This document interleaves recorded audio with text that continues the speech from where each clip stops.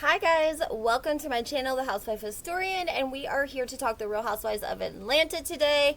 Not sure if that's a franchise you guys are interested in, so if you are, make sure that you comment and let me know so that I can keep the content coming. If you're not, comment, let me know. Before we get started, guys, hit that like button, subscribe to my channel, turn those notifications on. You never know with these crazy ladies.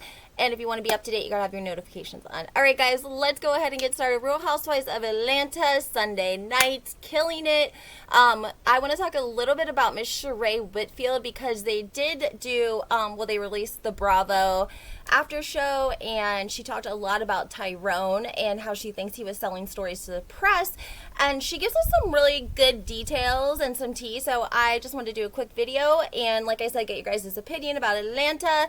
So Miss Sheree Whitfield is an OG, and she has made her second return back to the Real Housewives of Atlanta.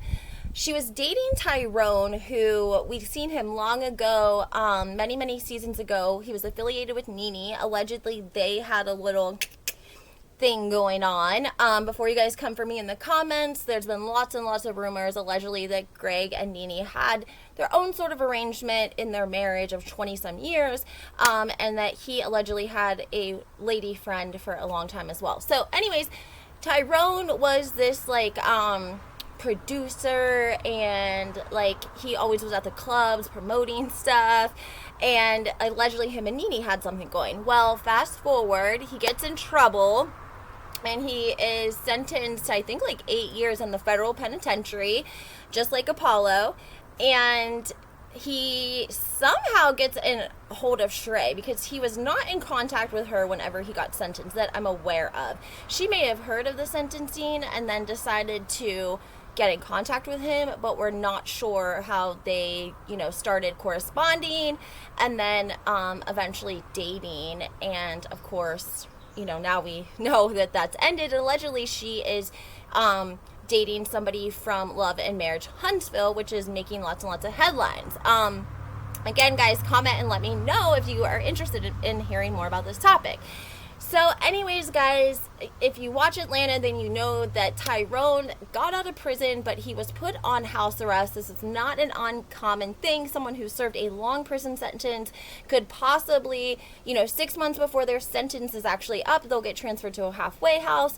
They do go to the halfway house, and then they will send them home on a house arrest bracelet, which basically is a GPS tracker, and they have a schedule there of places that they're allowed to go. They report to a parole officer, and if they break the pattern of where they're allowed to go, such as work, AA meetings, social, whatever, religious functions, church, if they break the rules and regulations, then they could possibly, be sent back to prison. So it would make sense that he wouldn't want to get in trouble.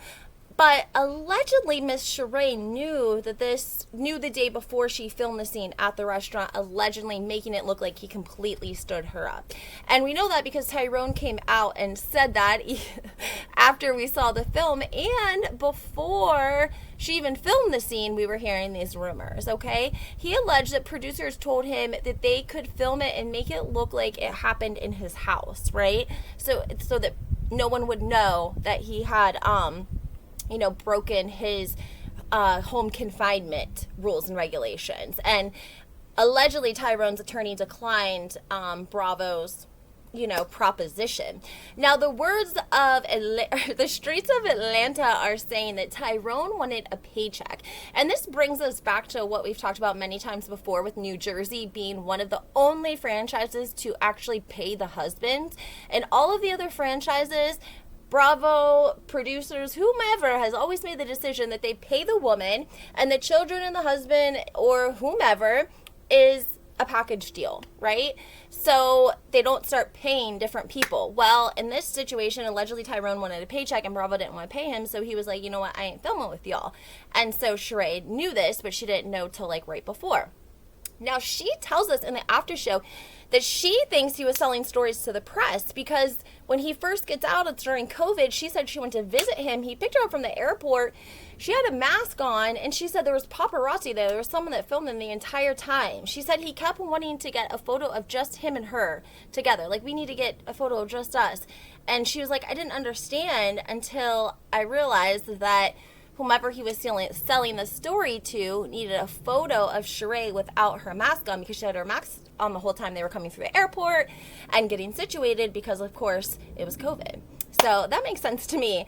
But it just kind of reiterates, guys, like they call the paparazzi themselves. Like he had that set up. He had someone there to film them and he was selling the story to the press. And they said, hey, we need a mask. We need her to take her mask off. So also, it's funny because TMZ just caught Sheree outside of like a cosmetic center and she was talking about her new boyfriend from Love and Marriage Huntsville, and people were talking about how it kind of looked staged, like we've never seen Sheree out and about before and get caught by the paparazzi, so why now, right? Anyway, guys, make sure you comment, let me know if this is a topic you want to hear more about, and we will talk soon.